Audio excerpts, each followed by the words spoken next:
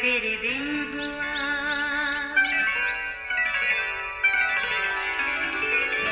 نیا پھر دن ہوا، پرانی رات کا کرے سو شکر ہم خدا کی ذات کا، خدا کی ذات کا نیا پھر دن ہوا۔ آج کی آیت۔ اور یوسف نے فرعون کو جواب دیا، میں کچھ نہیں جانتا، خدا ہی فرعون کو سلامتی بخش جواب دے گا۔ پیدائش 41 باب 16 آیت۔ عزیزو، یوسف کو قید خانہ میں داروغہ کی طرف سے دی گئی ذمہ داریوں کو احسن طریقے سے نبھاتے کافی عرصہ ہونے کو آیا۔ وہ اکثر اپنے باپ یعقوب اور اپنے چھوٹے بھائی بنیامین کو یاد کر کے اداس ہو جاتا، پر اسے آج تک اپنے بھائیوں کے حسد اور بغض کی وجہ بھی سمجھ نہ آ سکی۔ اسے اپنے وہ خواب بھی نہیں بھولے تھے جو اس نے کبھی دیکھے تھے۔ جب وہ ان خوابوں کی تعبیر کے بارے میں سوچتا، کچھ پل کے لیے مسکرانے لگتا، پر اگلے ہی لمحے وہ پریشان ہو جاتا۔ آج اس کی سوچوں میں بادشاہ کے 2 قیدی ساقی اور نانپس بھی تھے، جن کے خوابوں کی تعبیر عین اس کے کہنے کے مطابق نکلی۔ اب تو انہیں بھی قید خانہ سے گئے 2 برس ہو چلے تھے۔ ابھی تو وہ اپنی سوچوں اور یادوں کے گرداب میں ہی الجھا ہوا تھا کہ کسی نے اسے آ کر بتایا کہ اسے قید خانہ سے رہائی کا حکم صادر ہوا ہے، اسے فرعون بادشاہ کے حضور حاضر ہونا ہے۔ اس نے جلدی سے حجامت بنوائی، کپڑے بدل کر فرعون کے سامنے جا کھڑا ہوا۔ وہ خالی دل و دماغ لیے بادشاہ کو دیکھنے لگا۔ اسے قطعاً اندازہ نہیں تھا کہ اگلے پل اس کے ساتھ کیا ہونے والا ہے۔ اچانک بادشاہ کی آواز اس کے کانوں سے ٹکرائی۔ اس نے کہا، میں نے ایک خواب دیکھا ہے جس کی تعبیر کوئی نہیں کر سکتا۔ بادشاہ نے یوسف سے یہ بھی کہا کہ مجھ سے تیرے بارے میں کہتے ہیں کہ تو خواب کو سن کر اس کی تعبیر کرتا ہے۔ یوسف نے بادشاہ کی بات سنی اور سکھ کی سانس لے کر کہا، میں کچھ نہیں جانتا، خدا ہی فرعون کو تسلی بخش جواب دے گا۔ فرعون نے یوسف کو اپنا خواب بتاتے ہوئے کہا، میں نے دیکھا میں دریا کے کنارے کھڑا ہوں، اچانک دریا میں سے 7 موٹی اور خوبصورت گائیں نکل کر نیستان میں چرنے لگیں۔ پھر کچھ دیر بعد 7 خراب، نہایت بد شکل اور دبلی گائیں نکلیں۔ عجیب بات یہ کہ انہوں نے پہلی والی موٹی گائیوں کو کھا لیا، مگر پھر بھی وہ پہلے جیسی ہی بد شکل رہیں۔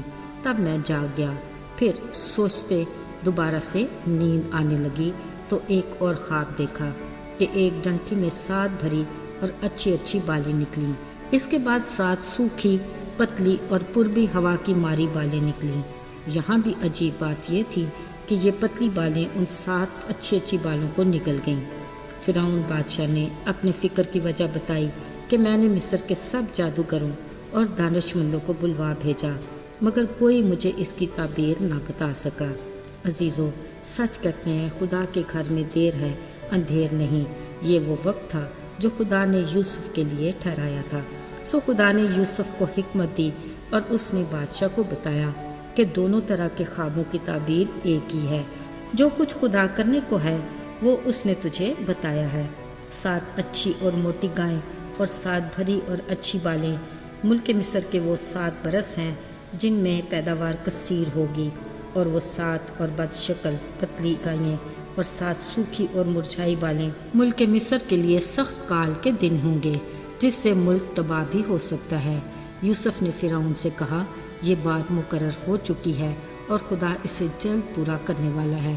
پھر اس نے بادشاہ سے کہا، کیونکہ خدا نے اپنے ارادے کو تجھ پر ظاہر کیا ہے، اس لیے اے بادشاہ تجھے چاہیے کہ ایک دانشور اور عقل مند آدمی کو ڈھونڈ لے، جس کو اختیار ہو کہ وہ ملک میں ناظروں کو مقرر کرے کہ ارزانی کے 7 برسوں میں سارے ملک مصر کی پیداوار کا 5واں حصہ لے لے، سب کھانے پینے کی چیزیں بھی جمع کر لے، اور شہر شہر میں غلہ فرعون کے اختیار میں ہو تاکہ حفاظت سے رہے۔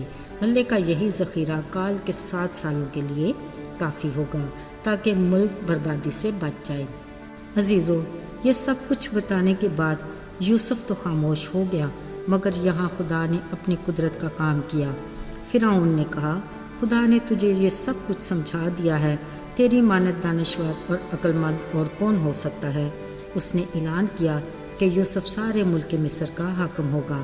بادشاہ نے اپنی انگشتری یوسف کے ہاتھ میں پہنائی، باریک کتان کے لباس میں آراستہ کر کے گلے میں سونے کا توق پہنایا، رتھ پر سوار کر کے منادی کروا دی کہ سب گھٹنے ٹیکو۔ عزیزو، مزے کی بات یہ کہ اس وقت وہ 30 برس کا تھا جب اسے سارے ملک مصر کا حاکم بنا دیا گیا۔ کچھ دیر پہلے قید میں پڑے یوسف کو گمان بھی نہیں تھا کہ خدا اسے فرش سے اٹھا کر عرش پر بٹھانے والا ہے۔ عزیزو، وہ کون ہوگا جو خدا کی حکمت کو جان سکے اور اس کا صلاح کار ہو؟ وہ جو برائی میں سے بھلائی پیدا کرتا ہے۔ برے حالات میں پردیس ملک مصر میں آنے والے یوسف کے گمان میں بھی نہیں تھا کہ ایک دن وہ اسی ملک کا حاکم بنے گا۔ خدا نے اسے چھوٹی ذمہ داریوں میں فرمانبرداری کے بدلے میں بڑی ذمہ داری کا اختیار دے دیا۔ اقبال مندی کی سیڑھی کے آخری سرے تک پہنچنے کے لیے وہ کئی آزمائشوں اور کڑے امتحان سے گزرا اور خدا کے قوی ہاتھ کے نیچے فروتنی سے رہا تو ہی کامیابی کا پھل پایا۔ عزیزو، آج بھی خدا یوسف جیسے کردار کے جوانوں کی آرزو کرتا ہے جنہیں وہ اپنی خدمت کے لیے استعمال کرے۔ خداوند کا شکر ہے کہ ہماری کلیسیاؤں میں بہت سے جوان ایسے ہیں جو کلیسیائی طور پر اپنی ذمہ داریوں کو اچھے سے نبھا رہے ہیں اور اپنی صلاحیتوں کو بھرپور طریقے سے کلیسیا کی بہتری اور ترقی کے لیے استعمال کرتے ہیں۔ کلیسیا کے بڑے بزرگوں کا فرض ہے کہ وہ نوجوان نسل کو آگے کھڑے ہونے کا حوصلہ اور موقع بھی عطا کریں۔ یقیناً ہمارے جوان ہمارا مستقبل ہیں جنہوں نے آسمان کی بادشاہی کے مشن کو آگے بڑھانا ہے، لہٰذا کھلے دل سے ان کی حوصلہ افزائی کرنی چاہیے۔